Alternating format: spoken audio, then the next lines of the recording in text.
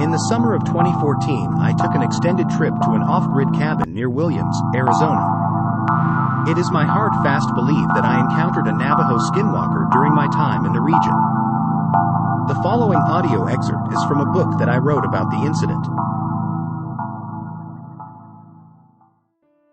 It was a night of terror that seemed to stretch on endlessly, until finally, exhaustion overtook me and I fell into a fitful sleep.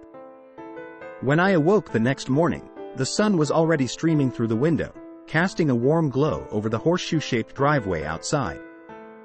But the memory of that night lingered on, haunting me with its unspeakable horror and reminding me that there are forces in this world that are far beyond our comprehension and that sometimes, the only thing we can do is cower in fear and hope that they will pass us by.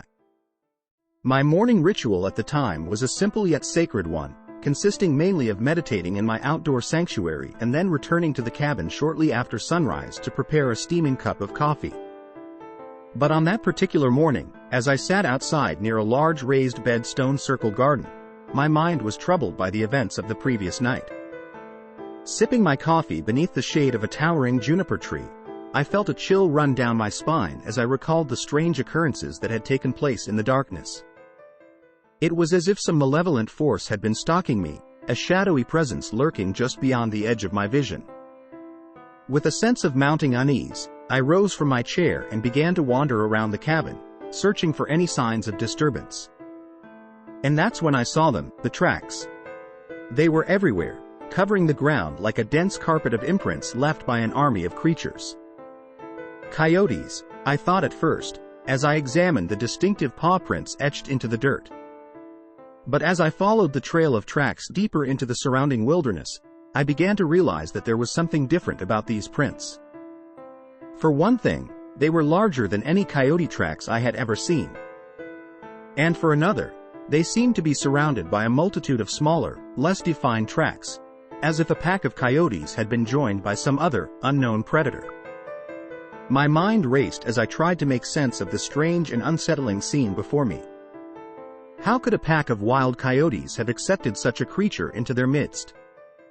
And what was the significance of those larger, more defined tracks that seemed to be at the center of it all?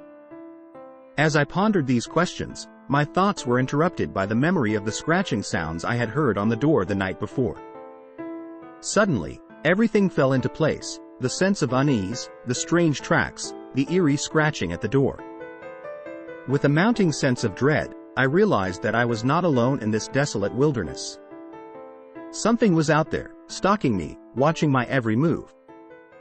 And as I looked out across the barren landscape, I knew that I was facing a foe far more powerful and malevolent than any mere pack of coyotes. I recall the moment vividly, as though it were only yesterday. The eerie noises that had been plaguing me all morning were suddenly too much to bear.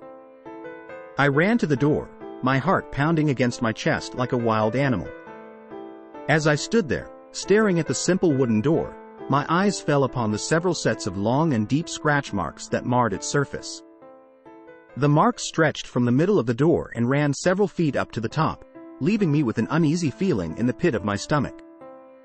As an independent researcher of folklore, mythology, and indigenous culture from all over the world, I had a sinking suspicion of what may be responsible for the marks. Yet, I refused to admit it to myself at the time. The truth was too terrifying to contemplate.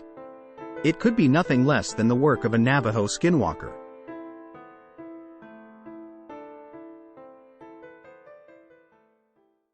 Thank you for listening to this audio excerpt from Skinwalker, a true story from J.T. Quinn Farkas tell-all book, Seeing is Believing, Unbelievable Encounters of an Extraordinary Nature. If you'd like to read the entire story, visit Amazon.com and search for Seeing is Believing, or the shorter version, Skinwalker, both by Jordan Quinn Farkas.